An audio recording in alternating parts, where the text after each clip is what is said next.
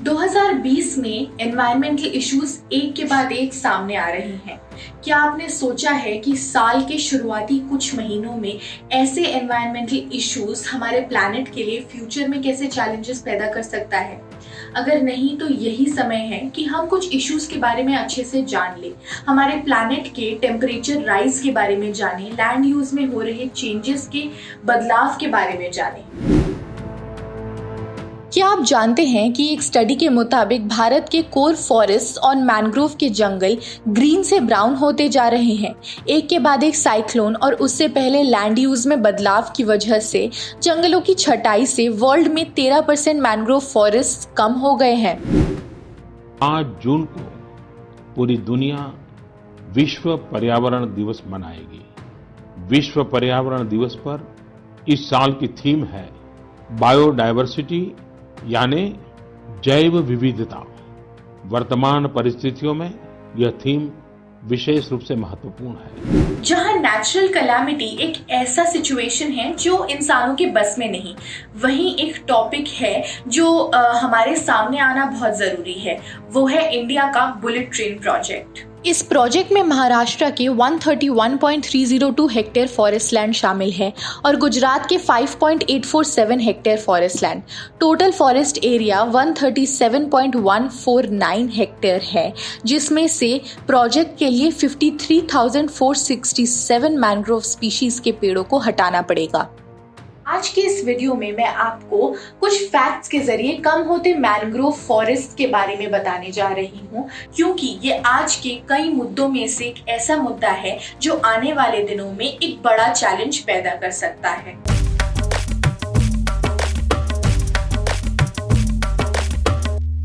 Scientifically mangrove को carbon scrubber के नाम से भी जाना जाता है। ये बेसिकली दूसरे पेड़ों के मुकाबले ज्यादा कार्बन डाइऑक्साइड को एटमॉस्फेयर से ट्रांसफर करते हैं और इनकी स्टोरेज कैपेसिटी भी ज्यादा होती है। नो इकोलॉजी नो इकोनॉमी, 5 जून को ये हैशटैग काफी ट्रेंड कर रहा था, जिसमें कई एनवायरनमेंट को लेकर ट्वीट सामने आए, जिसमें से कुछ बहुत इंपॉर्टेंट सवाल निकल कर आए। क्या आपको पता है कि सेंट्रल पोल्यूशन कंट्रोल बोर्ड के 2015 की एक रिपोर्ट के मुताबिक 70% इंडिया का सीवेज अनट्रीटेड जाता था। 2019 में उन्होंने एक रिपोर्ट सबमिट किया जिसमें उन्होंने बताया कि प्लास्टिक वेस्ट के इंपोर्ट को रेस्ट्रिक्ट करना बहुत जरूरी है, क्योंकि इंडिया हर दिन 26,000 टन खतरनाक वेस्ट जेनरेट करता है जिसको प्रॉपरली ट्रीट नहीं किया जाता। अब आती हूँ मैं मैंग्रोव फॉरेस्ट के टॉपिक पर। सुंदरबन दुनिया का सबसे बड़ा मैंग्रोव का जंगल है। ये बायोडायवर्सिटी का हॉटस्पॉट है, जिसमें करीब 180 स्पीशीज पेड़ पौधे पाए जाते हैं। ये घर है कई प्रकार के जीव जंतुओं के, जैसे gangetic dolphins, estuarine crocodiles, river terrapins, hawksbill turtles, horseshoe crabs and of course the iconic Bengal tiger. मगर क्या आपको पता है कि यहाँ पर टाइड्स इतने ड्रामेटिक है कि लैंड का 1/3 हिस्सा जो है हर रोज गायब होकर वापस भी आ जाता है? नहीं, ये कोई मिस्ट्री नहीं है। बेसिकली जो लैंड का कुछ हिस्सा है वो पानी के बहाव की वजह से नीचे चला जाता है और हर रोज वापस भी आ जाता है। ये कई सेंचुरीज से होता आ रहा है, मगर पिछले 10 सालों में ये थोड़ा ज्यादा एक्सट्रीम होने लग गया है। इसी गंगा ब्रह्मपुत्र डेल्टा में सी लेवल दुनिया में किसी भी और जगह से ज्यादा राइज हो रहा है। साउथ एशिया के सबसे बड़े कार्बन सिंक के नाम से जाने जाने वाला ये मैंग्रोव का जंगल एक वर्ल्ड हेरिटेज साइट है। वेस्ट बंगाल फॉरेस्ट डिपार्टमेंट के मुताबिक हाल ही में आए आम्फान साइक्लोन ने वर्ल्ड के 1/3 मैंग्रोव डेल्टा को भारी नुकसान पहुंचाया। ऑफिशियल रिपोर्ट के हिसाब से जंगल के 1500 स्क्वायर किलोमीटर एरिया इसमें तबाह हो गए। इसी सुंदरबन में 102 आइलैंड्स हैं। इनमें से 54 आइलैंड्स ऐसे हैं जिनमें ह्यूमन सेटलमेंट्स हैं। क्या आपको पता है ये दुनिया का एकमात्र मैंग्रोव फॉरेस्ट है जहां पर टाइगर्स भी रहते हैं।